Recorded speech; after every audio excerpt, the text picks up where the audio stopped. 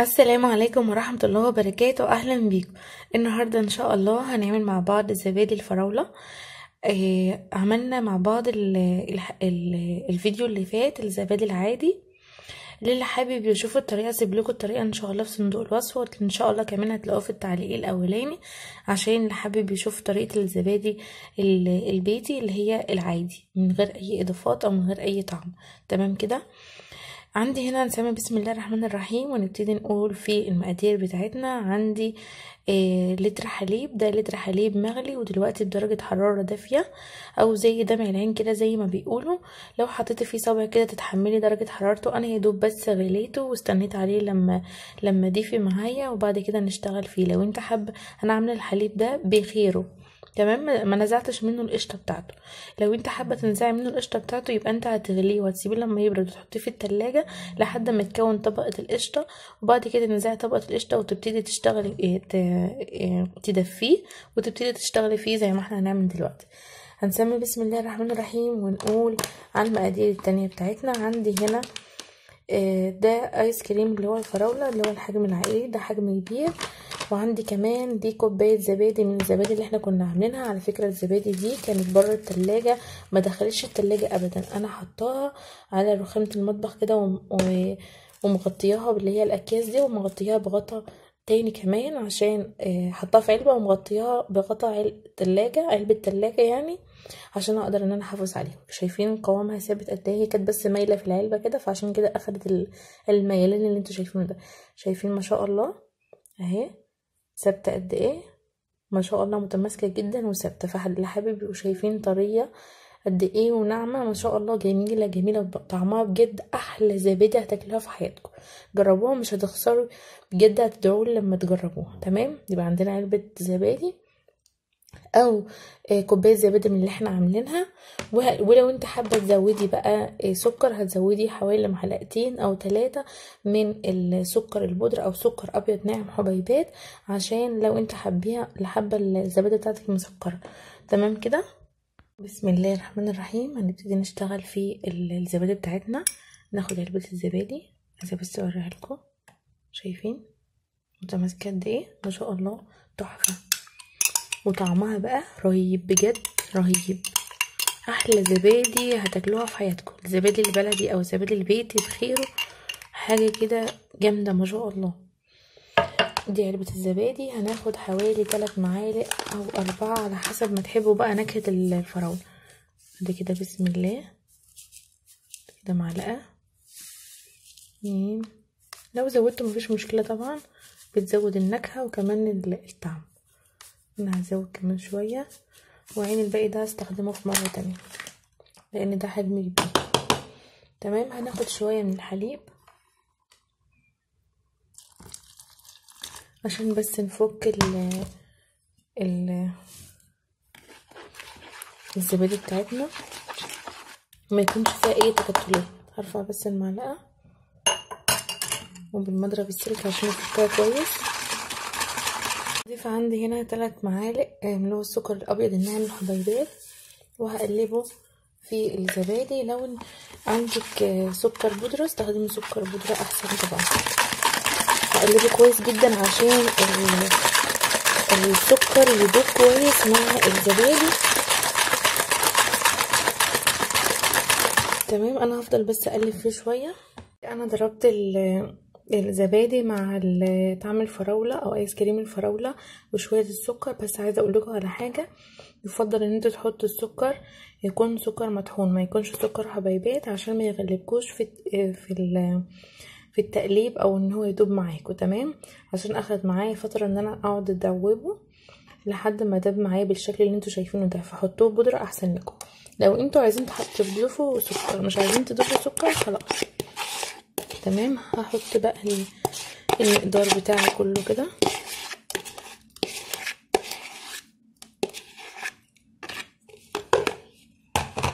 هجيب المضرب السلك واقلب.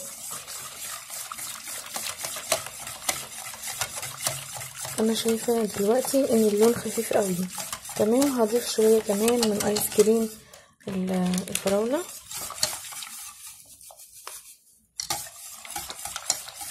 الايس كريم بقى على حسب ما انتوا عايزين، حسب ما انتوا حابين الطعم.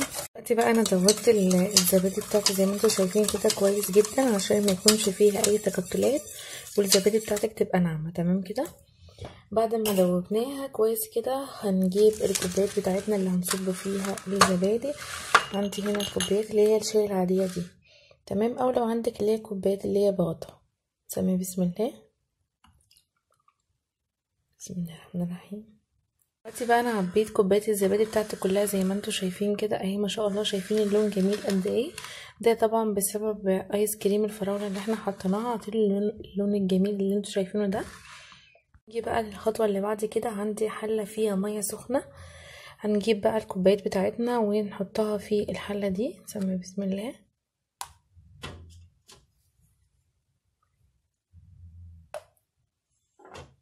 المية تكون سخنة ولحد نص الكوباية، تمام كده، ما تكونش اكتر من كده.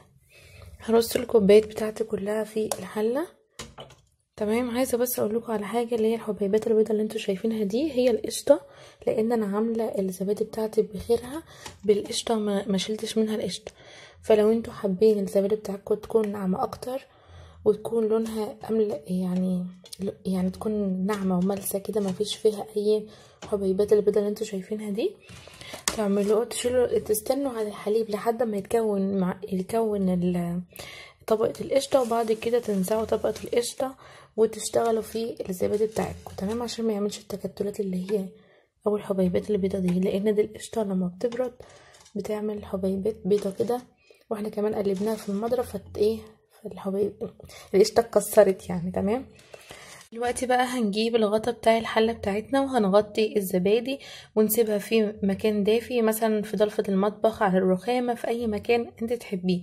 انا عن نفسي بحطها على الرخامة كده، بغطي الحلة بالغطا بتاعها وبحط عليها مثلا فوطة او اي قطعة قماش واسيبها على الرخامة لحد تاني يوم الصبح. انا مثلا شغالة فيها، عملتها الساعة 5 الفجر، هفتح عليها الظهر كده. لو انت عاملاها من بدري عن كده، مثلا الساعة 10 بالليل او 11 او 12 بالليل، تفتح عليها مثلا 9 او 10 الصبح، تمام كده، لان احنا في الشتاء فبتاخد وقت في التخمير، تمام. هنسيبها تتخمر براحتها وبعد كده نشوف شكلها ان شاء الله بعد ما تتخمر. كده شكل الزبادي بتاعتنا بعد ما اتعملت بقى وبتجهز معانا. عايزه بس اوريها لكم، شايفين متماسكه قد ايه؟ ما شاء الله. انا عملتها من الساعه 5 الفجر ودلوقتي احنا الظهر، تمام كده. عايزه بس اقول لكم ان انا كنت مغطيه الزبادي نفسها بقطعه بلاستيك كبيره، عشان اي عرق ينزل من الحله ما ينزلش في قلب الزبادي، ينزل على الكيس البلاستيك. شايفين؟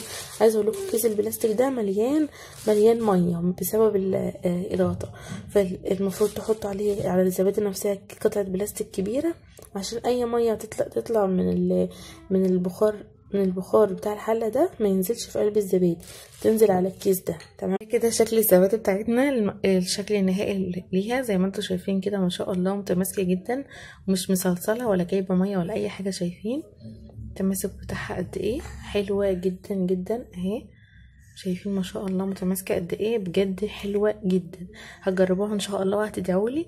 طعمها بجد فوق الرهيب بمراحل، حلوة جدا ومتماسكة وطبيعية، ما فيش فيها اي مواد حافظة زي ما انتوا شايفين كده. بقى التخريزة اللي انتوا شايفينها دي من القشطة زي ما قلت لكم. لو انتوا مش حابين التخريزة دي، انا عن نفسي انا وولدي بنحب الزبادي بالقشطة بتاعتها، تمام. فانا قلت لكم على السبب بتاعها. لو انتوا مش عايزين التخريزه دي، شيلوا القشطه منها عشان تبقى ناعمه اكتر من كده. هوريكم شكلها من جوه هيبقى ناعم اكتر من كده كتير. هنشوف بقى الزبادي بتاعتنا. شايفين؟ بسم الله. شايفين الزبادي بتاعتنا عامله ازاي؟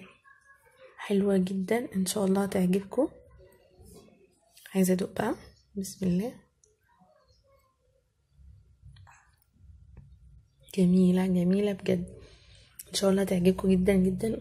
احلى من زبادي الفراوله اللي هي الجافين، ما شاء الله بجد تحفه. هتعجبكم جدا جدا ان شاء الله. يا رب يكون الفيديو عجبكم، جربوها ان شاء الله مش هتندموا، خصوصا في رمضان. كل سنه وانتم طيبين. هتعملوها على السحور، هتعملوها مثلا ساعه هتعملها الصبح، هتاكليها على ساعة السحور، هتبقى جاهزة معاكي. طبعا زبادي الفراولة غير الزبادي اللي هي العادي دي، بعد ما تخمريها بتحطها في التلاجة عشان ما تحمضش معاكي. تمام. اما لو زبادي اللي هي الطبيعية، انا سبتها 3 ايام بره التلاجة ومجرلهاش اي حاجة. تمام كده. فدي تخمروها وتحطها في التلاجة عشان ما تحمضش معاكم. ولو مثلا في رمضان عملتها ساعة السحور، هتبقى من ساعة الفطار هتبقى معاكي جاهزة على ساعة السحور. يا رب يكون الفيديو عجبكم. لو عجبكم الفيديو ما تنسوش لايك وشير للفيديو واشتراك في القناة. والسلام عليكم ورحمة الله وبركاته. مع السلامة.